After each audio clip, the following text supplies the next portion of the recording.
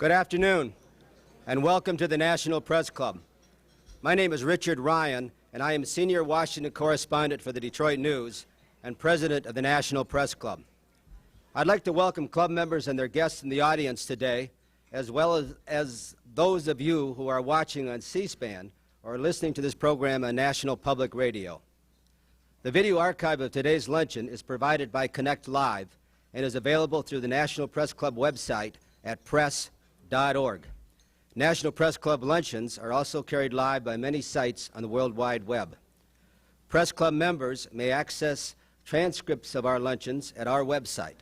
Non-members may purchase transcripts, audio, and videotapes by calling 1-888-343-1940. Before introducing our head table, I would like to remind our members of some future speakers. This Friday, on April the 13th, John Hendricks, Chairman and CEO of Discovery Channel and founder of the new Women's United Soccer Association, will address the National Press Club to kick off Saturday's opening of the new league. On Tuesday, April the 17th, Secretary Tommy Thompson of the Department of Health and Human Services will launch his national initiative for organ donations. And on Monday, April 23rd, David M. Walker, Comptroller General of the United States, will be our guest here at the Press Club. And if you have any questions for our speaker, and I hope that you do, please write them on the cards that are provided at your table and pass them up to me. And make sure you write legibly. And I will ask as many as time permits.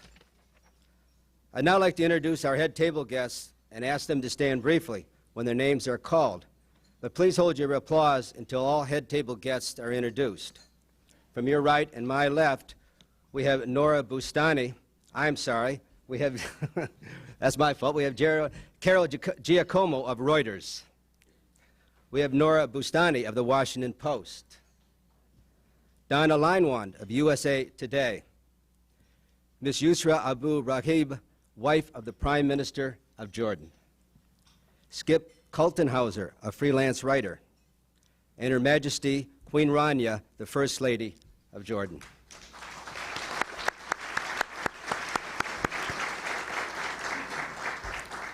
Frank Okafor, co-chairman of the Speakers Committee and a former president of the National Press Club.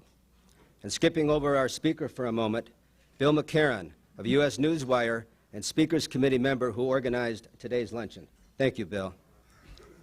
We have Ali Abu Rahib, Prime Minister of the Hashemite Kingdom of Jordan. Jill Abramson, Washington Bureau Chief for the New York Times. Hoda Tawfik, Washington Correspondent for El Haram, an Egyptian newspaper. And John Diamond of the Chicago Tribune.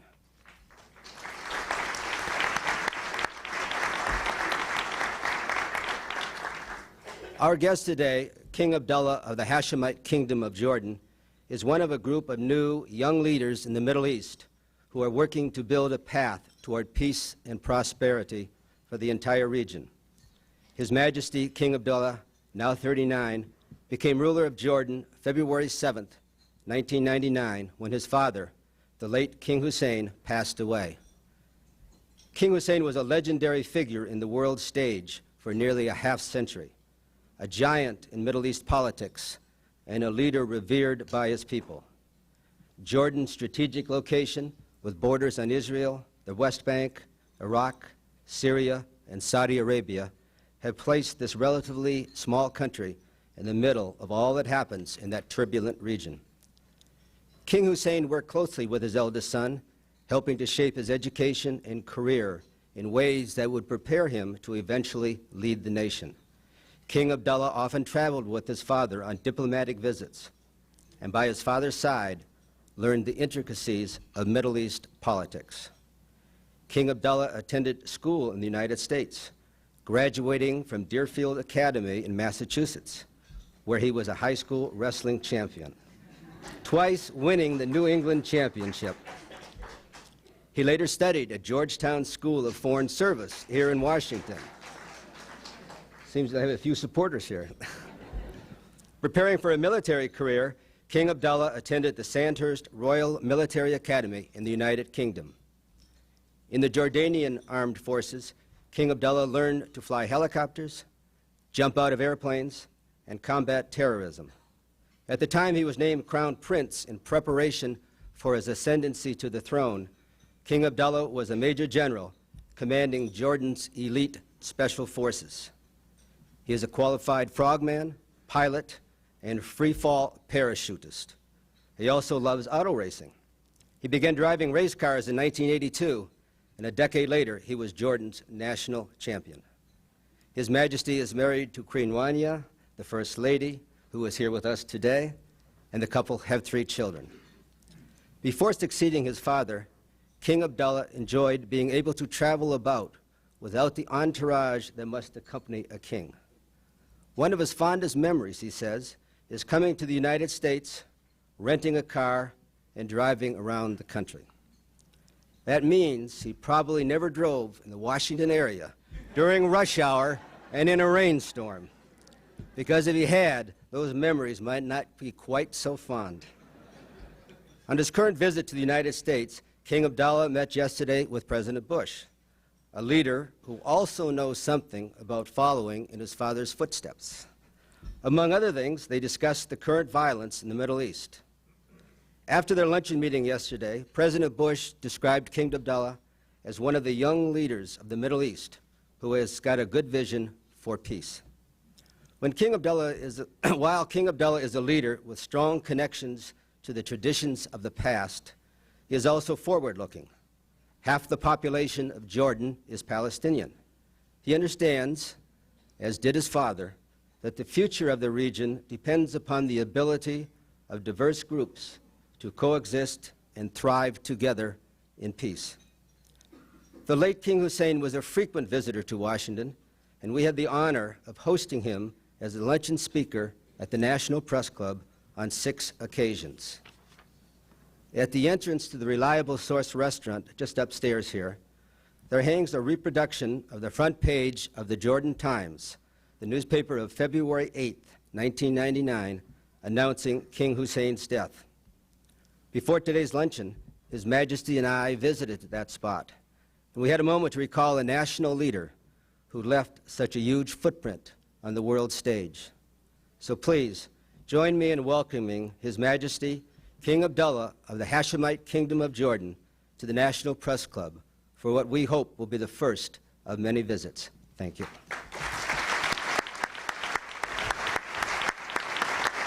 Your Majesty.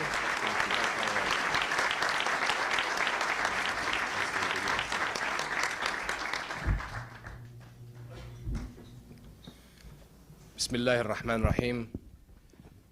Distinguished guests, ladies and gentlemen, it is a privilege for Rania and myself and for my entire delegation to be here with you today and to address this impressive gathering at the National Press Club. I am grateful for this opportunity of exchange and interaction, and especially thankful for your advice and support. 2 weeks ago, the regular Arab Summit convened in Amman, where leaders of the Arab world expressed their determination to pursue peace, to uphold international legality, and to enhance inter-Arab cooperation. They also charted a novel and pragmatic approach to economic cooperation and integration, one that denotes the awareness of the challenges of the new century. This message was also echoed by the United Nations Secretary General Kofi Annan, who stated, half of the Arab world is under 18 years of age. They need jobs, he said. Your challenge should be to help them share in the 21st century. His words could not have been more relevant or timely. During a period when the world is changing in a direction that is still unfolding, our region is also undergoing a very important transition. It is one with wide and deep implications for a mostly young generation that seeks to fulfill the hopes of the future while still being held hostage to the old conflicts of the past. It is a reality where modern templates of knowledge and freedom of thought and expression can easily be outweighed in young minds by extremist calls of hatred and revenge, and by narrow, destructive prejudice nurtured through the daily pictures of the horrors of war and the pain of loss and suffering. It is indeed a critical time when the Arab people, clearly aware at the beginning of the new century of the need to adopt modern technology, find it increasingly difficult to defend an international system that continues to delay justice and condone its absence.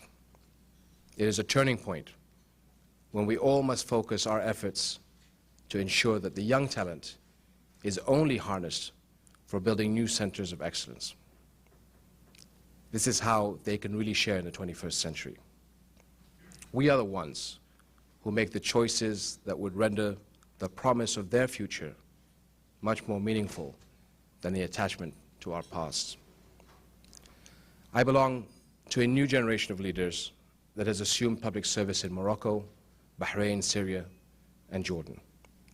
We're not held hostage to many of the past generations' historical issues. Still, we have other, perhaps greater challenges.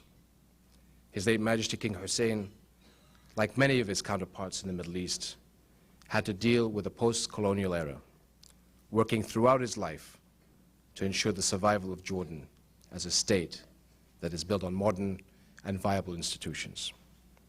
Today we face a different but equally important challenge: to secure a future for Jordanians where they can prosper and thrive. The new generation of leaders fully understands what it takes to guide their countries through the next phase of development. They realize the need to bridge the ever-increasing gaps with others. They also know that we cannot afford to be left behind by a world that is rapidly moving towards economic integration and globalization. And while we're pulled into different directions by those who refuse to change the status quo, and by a populace eager for economic opportunity and political reform, we know that the only way towards a successful future is forward. This dictates a necessary revision of some of our strategies and work ethic. For too long, the Arab-Israeli conflict acted both as a deterrent and an excuse to the political and economic development of the region. In Jordan, we have realized that waiting for the more than 50-year conflict to end before embarking on a process of political and economic reform can only be done at the expense of our own development. While working to achieve peace throughout the many past years, we also started a process of gradual and sustained reform based on self-help measures that were adopted for our own interest. It has already resulted in a major transformation of economic, social, and even cultural aspects. In fact, we're providing a model where political stability, democratic principles, and the rule of law are offering Jordanians the opportunity to excel and to contribute to the development of their country. We have made considerable progress in liberalizing our economic structure and in allowing the private sector to be a full participant in it. Our export orientation has been enhanced with our admission to the World Trade Organization and with the soon-to-be, I hope, ratified free trade agreement with the United States. We are equally determined to chart a new path in our region where economic protectionism will be replaced by open and free trade, and where private capital will be allowed to freely flow through the present boundaries of separation and isolation. Most importantly, we have made a choice to continue investing in the development of our real assets, our human resources. We have made it a priority to secure the necessary means for upgrading educational and training standards. This is the real advantage that will launch our new economic drive, and it will provide the building blocks for the new Middle East. While we have chosen not to use the Arab-Israeli conflict as an excuse for not modernizing the country, its continuation remains a major factor that poses a serious threat to the development of the region. Despite the bold steps taken to liberalize the economic system in Jordan, the absence of peace in the region has adversely affected trade, investment, and economic cooperation, and has dangerously elevated the frustration of people who are tired of war, occupation, and economic deprivation. It has thus jeopardized the success of the entire model. This is why we insist that the Arab-Israeli conflict must end, and end now. Let us not allow the conflict to continue. Let us get the chance to transform our region and break out of this seemingly endless cycle of hatred, war, and violence. We all have a shared responsibility to achieve this goal. Israel must understand that there is no permanent military solution to this conflict, no matter how strong and mighty it is.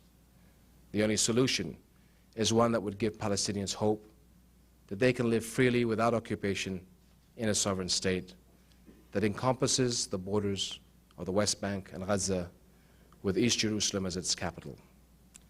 The two sides came very close to such a solution and seriously tackled political issues which have never before been discussed. The future of refugees, water issues, security guarantees, and sovereignty over Jerusalem and its holy places were all part of the negotiations.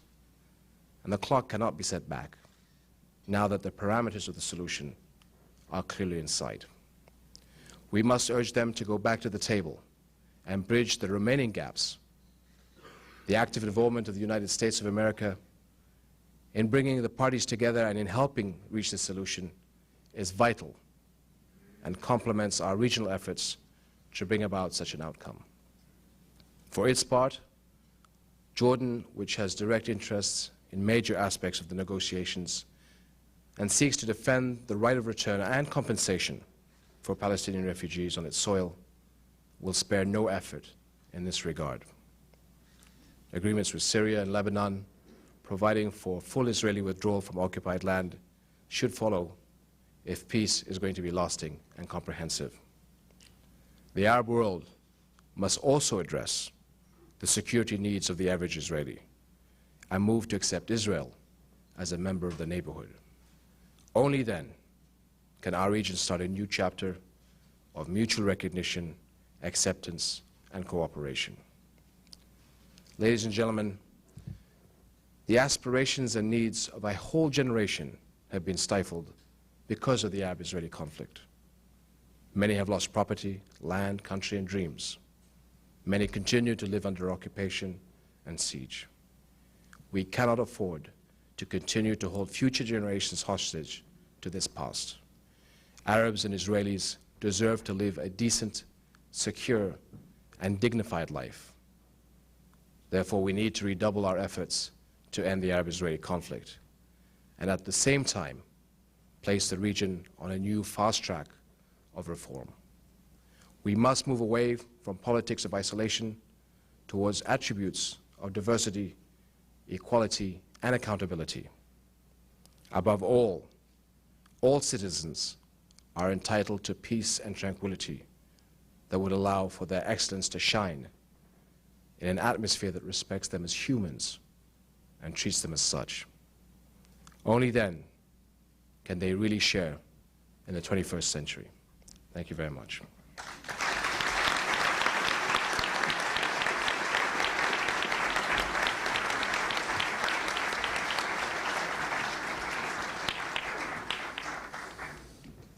Thank you. We have a number of questions here. There's three questions here that deal basically with what role you think the United States should play in the ongoing peace negotiations. As you know, that the Bush administration appears to have taken a hands-off approach. And another questioner said that you said on PBS this week that the United States as a superpower is going to be involved in the Middle East whether it likes it or not, because of its superpower status. And did you discuss this situation with President Bush during your meetings yesterday? Thank you very much, sir. I think we have to put the question in its real light. The American administration, there is an impression in our part of the world that America is not interested in pursuing peace or in really taking an interest in our part of the world. That's not true. We all know that. And I think that the present administration has taken a very mature view to trying to deal with the problem. There is a feeling that, and maybe to an extent they're correct, that during the past couple of months of the end of last year that maybe both sides took the United States for granted.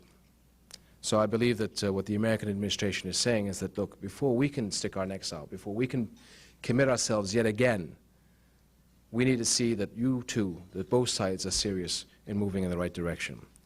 So I think to say hands off is probably an unfair way of describing the situation. America understands the need to be very close to the region and to try and push the peace process forward. So I believe that what you're seeing is maybe a more behind-the-scenes attitude. And when I hope we can get both sides to sit down together, then America will take maybe more of a overt presence when it comes to the peace process. What we have to understand about the Israeli-Palestinian process at this stage, we're not talking about peace negotiations. We're simply talking about de-escalating the violence. Both sides have gotten themselves into such a vicious cycle of violence that they see it as very difficult to try and break out of that. We have to be encouraged with the meetings that have happened last week and will happen in the next couple of days between the two security groups to try and find some confident building steps. Initial reports are very hopeful. We all have to help them build on those. And I hope in the near future we can find the atmosphere where both sides can sit together again around the peace table and discuss how to move forward. Thank you. Well, as you know, sir, that President Clinton was so actively involved in the peace negotiations. He put a lot at stake in that. And there doesn't seem to be quite that much emphasis right now. You sort of wish that there had been a different election here result?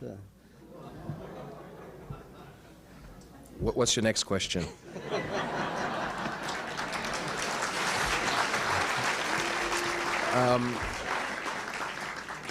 Again, there is, I think, the misperception when it comes to the peace process.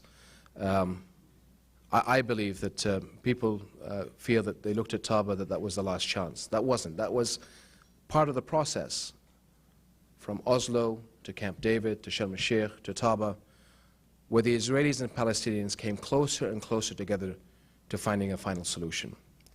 I think the perception was that there were two things that were happening very close to each other after Taba that made it look that Taba was the last straw.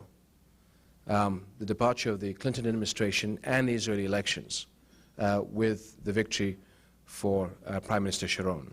So I think the perception was that, okay, none of the players are around anymore. This is a process that has taken many, many years. And I think it's unfair and it's sad if we're going to look at Taba as being the end of the peace negotiations. The paper was put out there. Both sides came very, very, very close. We have to build on Taba.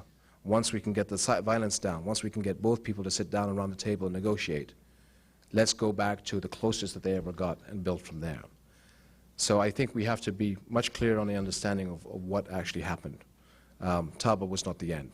It was part of the process. And I think we have to remember that. And when both sides, I hope, sit together, I think they remember what happened in Taba and use that as a template to move forward. I take it this individual wants to know if the step-by-step, the slow-going peace process has a chance of better success than what Prime Minister Barak tried when he tried to have a complete solution at one time. I think so. You have to understand that when Prime Minister Barak was looking at a complete solution, I think that's what we were all looking at.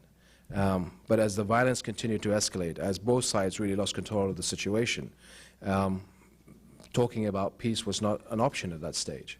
So we're back down, unfortunately, to the basics, getting the small steps of confidence, getting an ability where you can de-escalate the violence to allow both sides an ability to go back to their own street and say, okay, let's give it another try. The other side seems to be committed and wants to move in the right direction. So I think that the only way that they can go now at this stage is to rebuild the confidence, unfortunately from scratch. But they've started very well last week, and I hope and pray that all of us in the international community will stand by both sides to understand the seriousness of the situation, capitalize on what they achieved last week, and move forward. This is a similar type question, but asked in a quite a different manner. It says, Your Majesty, when you attended Deerfield Academy in Massachusetts, you became renowned for your record-breaking, split-second pins of your opponents, obviously talking about your wrestling championships. Furthermore, your fondness for speedy action was manifested by your interest in race cars. So in light of your preference for speed, do you find the slow pace of the Middle East peace process frustrating? And I might say that this question was, the name was identified here, submitted by a Deerfield schoolmate, Mr. Rob McDowell. Yes, I think all of us have been extremely frustrated. I'm the type of person that wants everything done yesterday, and that doesn't only apply to the peace process and regional stability, but also economic reform. We've started the process. As the Prime Minister, I'm sure, can tell you from his own experience, you know, I tend to use this on a lot of people to say, when are you going to be able to move and how quickly can you go? I am an impatient man, but I think at the same time, when we talk about the peace process, there's no other alternative. I can't imagine how we will all live with the feeling that we're not going to move forward. At the beginning of a new millennium, we have the chance to show the world a new, fresh start to our region, and maybe a symbol for the rest of the world. And it's inconceivable that you might get people in different camps that say, well, it's not going to work. Let's wait for a while. We can't afford the delay. The violence has been escalating over the past 3 months. If we don't do something about it, it's going to get worse. And if it gets worse, you're going to drag more people into it. So we're playing with Pandora's box at the moment. And I think the leadership on both sides realize how dangerous they've gotten themselves into. They painted themselves into a corner, and that they better get themselves out of it very, very quickly. A couple of questions here ask what Jordan might do if the Palestinian-Israeli conflict worsens. And one questioner asks if Jordan might be pushed to the point of breaking off relations with Israel. I didn't get the last word on the first question.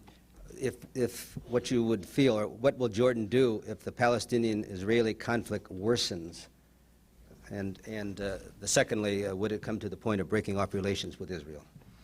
I think the significant role that Jordan plays has been always a neutral friend to everybody in the region. If we were to turn away from our friends, I think that would be a tremendous loss of what His late Majesty believed in. The fight for peace, the struggle for peace, that's the tough road. And he told all of us to always take the stronger, tougher challenges. No matter what happens and how bad it gets, we will always be committed to getting both parties and other parties to be able to solve the situation. To surrender or to turn your backs on the problem would be destructive for all of us. So as difficult as it may come to Jordan throughout this process, we have to fight for good, we have to fight for peace, and we will never back down from that responsibility. Do you believe, Your Majesty, that Yasser Arafat is able now to suppress the violence in the West Bank and in the Middle East? Sir, we've heard a lot of comments over the past several weeks by certain nations that Arafat has no control in the territories. I personally don't believe that's true. Yes, since the beginning of the Intifada, obviously his influence has declined because there's a cycle of violence, there's death and destruction on both sides that make it very difficult for him to be able to send a clear message to his people. I think he is in control. And I believe that what we have to remember, he is the symbol, he is the figurehead of the Palestinian people at the end of the day.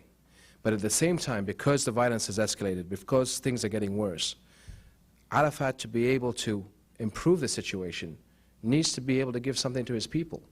When he says, I want to de-escalate, those young commanders, those young people in the streets are going to say, why? Give us an excuse. Give us something that we can build on. And so I hope that as the security negotiations start to improve, as we start to de-escalate, as there's a breathing space given to both sides to be able to take one step back, that'll give Arafat much more maneuvering room and give him something that he can give to his people. We need to be able to do it differently because this is what I've been given. This questioner notes that President Bush has sharply criticized Mr. Arafat, but has only slightly condemned the settlements that are now going on in the Israeli-occupied territories. And this questioner would like to know what are your thoughts about this? Well, sir, I think that there was a mistake that both sides have done in the past and to an extent continue to do. If we're going to look at the past, if we're going to point fingers at each other, then we're never going to get started in the right directions. And there is a tendency by all in the area to point fingers at each other and blame each other. What's happened has happened. There has been tremendous violence, tremendous bloodshed, tremendous destruction. If we're going to look at the past, there's no hope for the future. So to answer your question, I think what we need to do is focus to what's ahead of us, putting behind the differences and the tragedies that have happened, and sit down once and for all as people who care not only about the future of their lives, but those of their children. That's what's at stake here. People think that the peace process is an ambiguous thing. Israelis have to walk out of their buildings carrying weapons all the time. Palestinians live in terror of either economic or political pressure on them. They will never be able to feel that there is a future for their children unless they put this difference beside them. So if we're going to continue in the next couple of months sort of saying each side is to blame, I'm very worried that we'll never be able to get ourselves out of it. Let's focus to the future. Let's build on what is happening now, and let's get this thing over and done with once and for all. You have such a strong feeling about how and why we should end the violence in there. And do you feel that your vision for peace is different from that of other leaders in the Middle East? I don't think so at all. At the Arab Summit, it depends how people wanted to look at the statement that came out of Amman with all the leaders of the Arab world, whether the glass was half full or half empty. Yes, there was some criticism on the violence done by the Israeli government towards the Palestinian people. But the second part of the message, and that's the important part of the message, is that the Arab countries, the leadership in the Arab world, wants the Israelis and Palestinians to resolve the differences and move ahead. The Arab world wants to have peace with Israel. And so I think this is what we have to build upon. Thank you. Will Jordan participate in current and future resolutions being considered by the League of Arab Nations to boycott Israeli goods?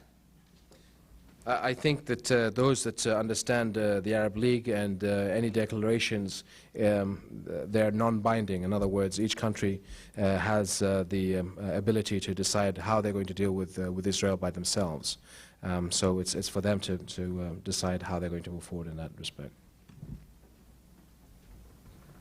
This question notes that they understand that Israel is preventing the delivery of medicines for Palestinians by making trucks unload or reload supplies. And they want to know, has Jordan asked Israel to stop handling this, hindering the transportation of medical aid? There has been difficulties from the start of the Intifada. Jordan's unique position of having relations with both countries to the point when discussions are made every now and then about bringing down the level of relationship between Jordan and Israel.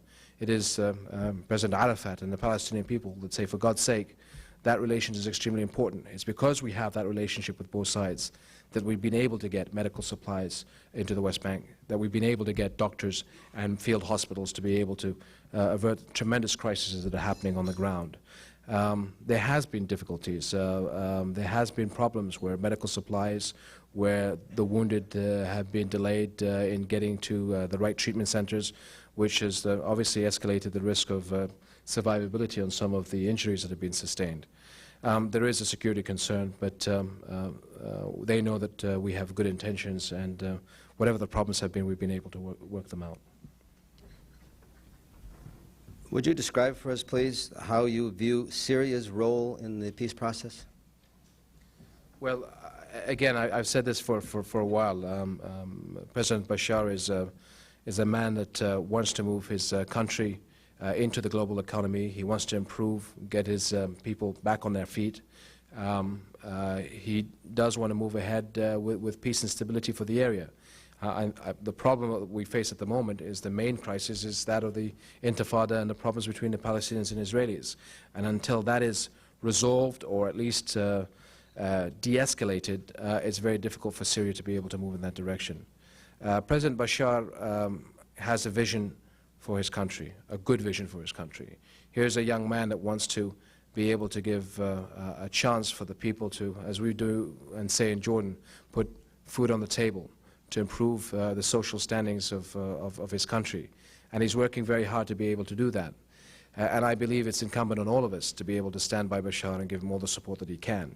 He has the vision, he has the ideas, he has tremendous challenges ahead of him. He's got a long way to go with regulations, with laws, with being able to adapt the economy to be much more open.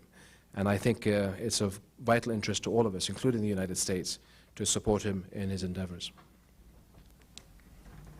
Yet, this one question notes that, the Syrian president made a belligerent speech at the Amman summit and wondered if you might comment on that. Well, I think when you come to the Arab Summit, every country has its own views of things, and sometimes the positions of the peace process, you have to understand the frustration that has been felt over the past 3 or 4 months. Arabs on a daily basis see Palestinians being killed in the streets. Now, I know that the violence is going both ways, but we're faced with over 450 Palestinians dead, thousands of them wounded, and it does create a sense of frustration in the Arab street. And I think that sometimes that reflects in the statements that the Arab leaders have or their positions when it came to the Arab Summit.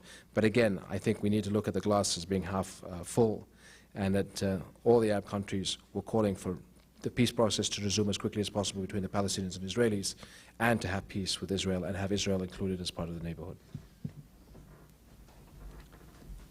Do you think that has Mr. Arafat sufficiently prepared the Palestinian people for the sacrifices that will have to be made if a peace agreement is finally reached? I think so, sir. The Palestinians better than anybody understand what's at stake. Again, I think there's a sense of tremendous frustration because both sides came so close to resolving their difficulties.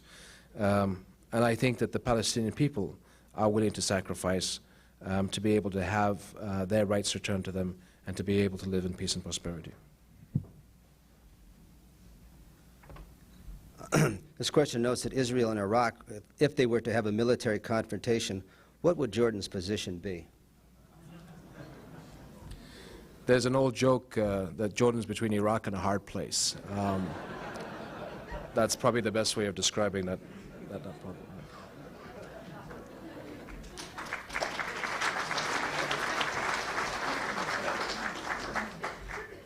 Excuse me.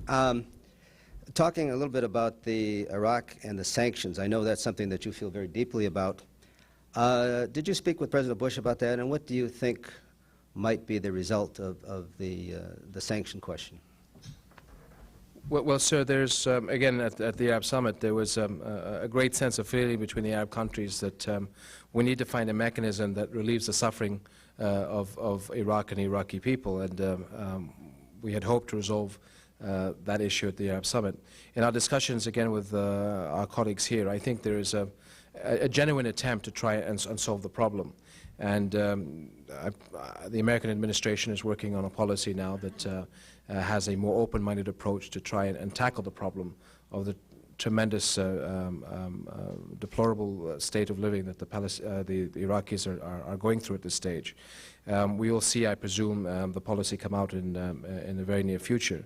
But I think the hearts are in the right places to try and find a solution as quickly as possible. Do you expect the Bush administration to strongly back the Iraqi opposition in pursuing a change in Iraq, and do you support such a strategy? Again, Jordan from day one has always, and this is something that we all learned from His late Majesty, King Hussein, Jordan has never been interested in getting itself involved in other people's issues. When it comes to the opposition, I don't see, I don't agree with the weight that is being put to it. It surprises me that that such a weight has been put towards the opposition, and that there is an attitude that they're a solution. I don't think they are particularly. That's my own personal opinion. This questioner notes that yesterday that U.S.-made missiles were used by Israel to bomb Palestinian refugee camps in the Gaza. Was this a discussion you brought up with President Bush, and what do you think about such use of U.S.-made weapons? All I can say, sir, is I wasn't aware of that happened. I'm sure when we get back, we'll get a bit of clearer picture, but it sounds, it doesn't really make much sense. But, Fair enough. How about trade? Trade is a big issue, of course, between the United States and Jordan, and are we moving ahead with the trade agreement? Republicans up in the Hill, I suspect, object to the labor and environmental questions in the pact. What do you think are the chances of a trade agreement? I think so. The chances of an FTA with the United States is actually extremely good. We have tremendous support for the FTA, not only by the administration, by President Bush, who, in all his conversations with me, even before I met him, I was very pleased that he actually started the conversation with, I know how important FTA is for you and how committed I am to make that happen. Again, in Congress and with the Senate, both Republicans and Democrats were very, very sincere and very warm in their reception to have an FTA move as quickly as possible. There is some complications between the Democrats and Republicans, but I came away feeling that in their hearts, both sides want to see the FTA move as quickly as possible. Can you tell us what Jordan now exports to the United States? Through the qualified industrial zones that we've established in certain parts of the country, the main product line at the moment is textiles. I think the export was close to 100, was it? About 100 million. I know you think this may be going on fairly long, but we're supposed to be here until 2 o'clock because the television goes till 2, and I know you're getting anxious. Can we continue, or? As you wish. That's fine. Thank you. This deals with something that you did talk about in your speech, but it's such a question of importance. Jerusalem, and there's a couple of questions, and one asks, what do you feel would be a suitable compromise on Jerusalem? And another one says that what can be done to help the general public and the Arab nations and Israel understand each other's passionate commitment to Jerusalem and why they are so concerned over that issue? Well, obviously, not only the historical but the religious significance of Jerusalem touches the hearts of Muslims, Jews, and Christians the world over. But again, if I can go back to what happened in Taba, I think there was a tremendous understanding of both sides of where they needed to go. And when you consider that the subject of Jerusalem was taboo before Camp David, I think we have to commend both sides for really being very forward-thinking on trying to resolve the problems. I hesitate of making any comments because at the end of the day, that's left for the Palestinians and the Israelis to discuss. Obviously, we support both sides in trying to resolve the problem as quickly as possible. But people standing on the sidelines always make the mistake of making comments that sometimes make it difficult for the parties that are trying to engage and solve the problem, more difficult by erroneous statements that might be made by others. So I think if we can get them back to the peace table, Taba was very close. We just need to go that extra yard. May I think at this point, I just wanted, just to get a break from the questions, I guess, but we're at a crossroads in the Middle East, and I might want to be able to throw a challenge out to our friends here in the United States. If you looked at American foreign policy in 1945, when the Second World War was over, due to the problems between East and West, there was a long-term outlook on how to solve the problems of Europe. In a way, a great American, General Marshall, came up with what was called the Marshall Plan, that rebuilt Western Europe because there was a problem with the East. The map ran pretty much from north to south. But over many decades, you managed to bring the Europeans together. You managed to make them look to the future. You managed to bridge the gap between those that have and those that have not, to the point that people sitting over the other side of the fence, the old saying that the grass is greener on the other side, was actually true. And as a result, you won the game. I believe that we're at that crossroad in the Middle East. There are many young countries that are striving to globalize their economies, to move in the right direction, to increase social freedoms, to be able to give education a tool to everybody to be able to better their lives. We're at that crossroad now. You were successful. You made it work in Europe. I was wondering, could that be possible in our part of the world? I'm not talking about assistance or aid. I'm talking about supporting young countries that understand the message of the way the globe or the world is going, the globalization of the economies. Invest in us to be successful. Invest in us in support and in spirit. Because there are a lot of people looking at what is happening in Jordan, what I hope is going to happen in Syria, what's happening in Morocco, what's happening in Bahrain. If we succeed, then many people in the Middle East will say, the grass is greener on the other side. There's a tremendous burden on our shoulders to get it right the first time round. If we don't get it right, then those that want to live in the past will be able to say, see, that they don't know what they're doing. This is not the right way of going. And therefore, we'll be marking time for the next couple of decades. You made it work in Europe. Work with us to try and make it work in the Middle East. You did have a long-term policy in Western Europe. I just hope that there'll be leaders here in the United States that can look at our part of the world, which is so significant for stability and for future prosperity of the whole area. See how you can make it work. Come up with a long-term plan that gives us hope. Not only the countries that are moving in the right direction, but the people living in countries that are really marking time at this moment. Thank you.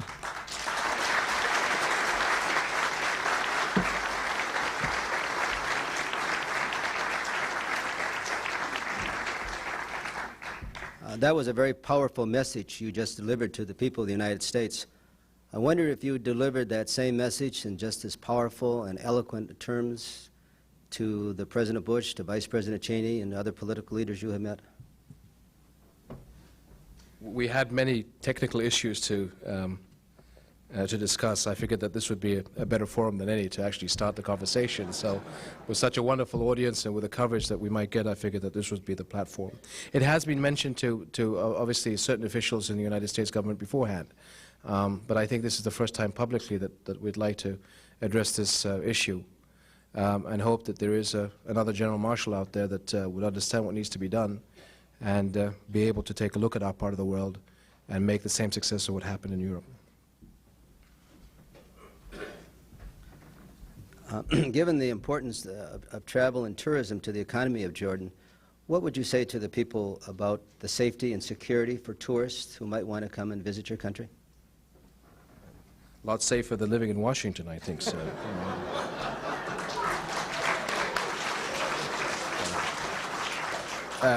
Jordan has always been known to be a very stable and free country.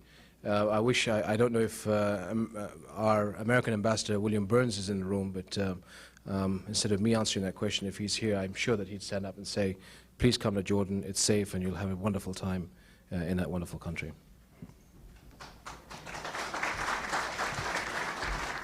We're getting closer. Given the unease over events in the West Bank and Gaza and the effect on your economy, are you inclined to postpone the parliamentary elections that were scheduled later this year? Obviously, I think the democratic process needs to take its course. This is very, very important for Jordan. There is no doubt that the instability and insecurity of the area does cause some concerns. My main concern is to make sure that elections are, at least on my watch, and I know that this has been done before, but I want to guarantee that it is transparent and fair. And that takes a bit of homework and a bit of groundwork to be able to make sure that we can bring that about. There is looking at amendments of the law to make the election process, I think, more modern at the parliament level. I hope that they can resolve this problem. If not, we're going to have to go back to the drawing board. But yes, we're committed to parliamentary elections as quickly as possible. Given the message you delivered just a few moments ago, do you think that the United States press is covering the situation adequately and accurately? I presume you mean about the peace process. That's correct. Yes. I think you have to understand that with the internet and the television, the whole world watches each other, and we do watch many countries in the Middle East are tuned to all your newspapers and all your television broadcasts. I think some of the comments that I've heard in our part of the world that there is not a balanced approach to the coverage of the problems there. At the end of the day, you are the press and you are the reporters. You know how balanced the statements are. It's not for me to pass judgment, but there is the feeling in our part of the world that the reporting is a bit biased. Would you describe, please, for our audience what your relationship is with Saddam Hussein? President Saddam, I had obviously during the Iraq-Iran war, where if you remember history correctly, the West was supporting the Iraqis in that fight. I had, as a young officer, several occasions to go over and take a look at how the campaign was going. And at a distance, in the presence of His late Majesty, I had the time to meet him. Since the late 80s, I think 88 was probably the last time that I had an opportunity to see the man, but again, from a distance. You've sort of made news when you have assumed a variety of identities in Jordan. As I understand it, you've disguised yourself as a taxi driver, a bureaucrat, except in other occupations to meet the subjects, the people of Jordan. Can you tell us, this question has actually 3 questions here. What was your favorite disguise? How effective were these outings? And would you advise other kings, monarchs, to follow your example? I'm not going to tell you what my favorite disguise is, because people are out there to try. You know, we go out on every month or so when I hear that there's an area to be investigated, and it takes a life of its own. It's a bit like citing Elvis. The people think that they see me all over the place in different disguises. There's a story of a government tomato processing plant that helps the farmers in the north get their tomatoes processed as quickly as possible. Well, that particular day there was a line of about 60 trucks, and most of the drivers had been waiting at the main gate for hours on end, and the civil servants there were not really being very helpful or very sympathetic. And I don't know whether somebody thought they'd seen me or there was somebody who used a very ingenious way of doing it, but as he pulled up to the gate, he said, "I think the king is driving the truck behind me, or one of the trucks behind me in a disguise." Well, the gate opened very quickly, and the farmers were processed in about 45 minutes. So that was the main message of getting out there, not only getting to know what the problems were, but to send a blunt message to people that you are responsible. I think that there was a saying in Jordan that if a civil servant thinks that the guy in front of him with a beard or whatever he was wearing might be the king, then he teaches everybody as if he was the king. And I think that was the message to the civil servants. And I think for the most part, people got that. I still use it because it's a good way of getting around. The security are much more low-key, because they realize to make this work that they're going to have to be a lot less of them, and so it gives me a chance to get out. I hadn't driven a taxi for a long time. That was kind of fun. But it is a tool, and one that gives you a chance to interact with people where they feel much more relaxed. But I think we also built a reputation of wanting to know what the problems are. I spend more of my times now going to the rural areas and the poor villages where I sit down with the people and find out what their problems are. And for general, people want to say the right thing. They want to be constructive in their advice so that they can help me to make their lives better. It's a good relationship, and one that I continue to move or to try and aspire to.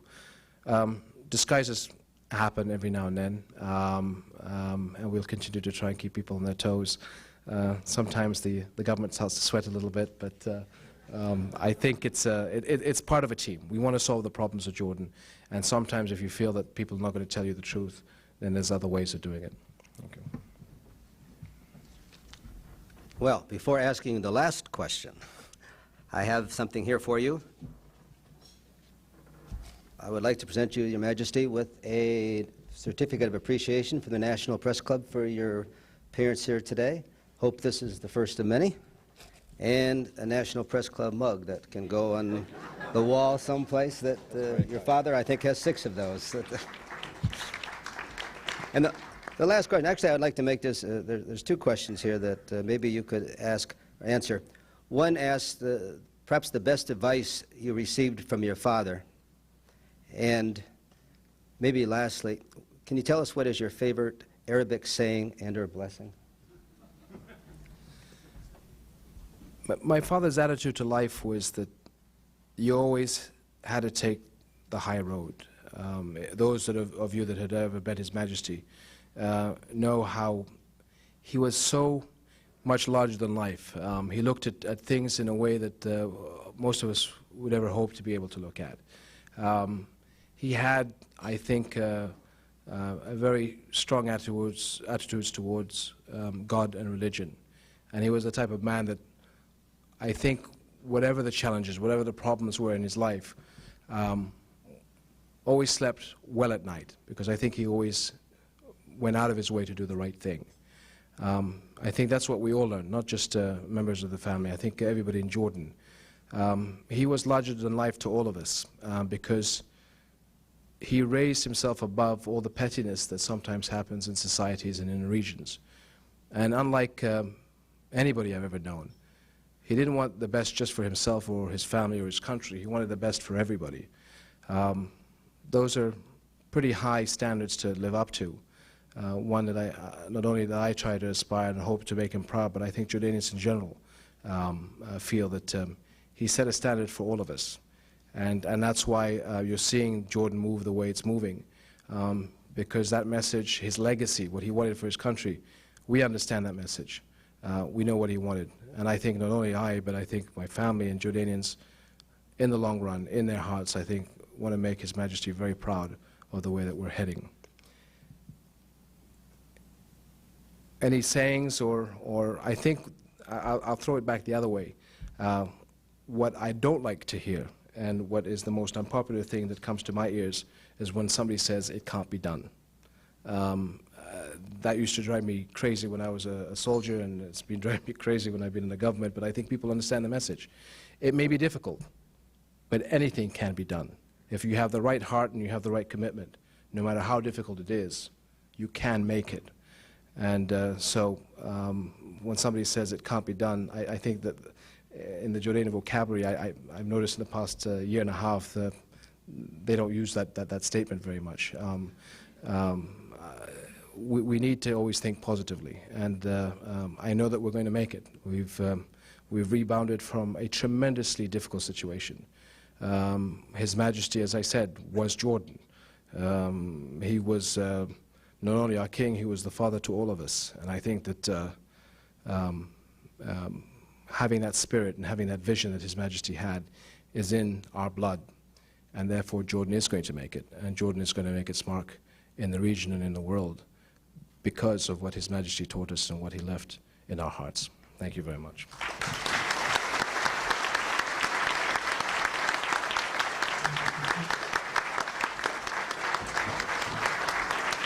Thank you very much.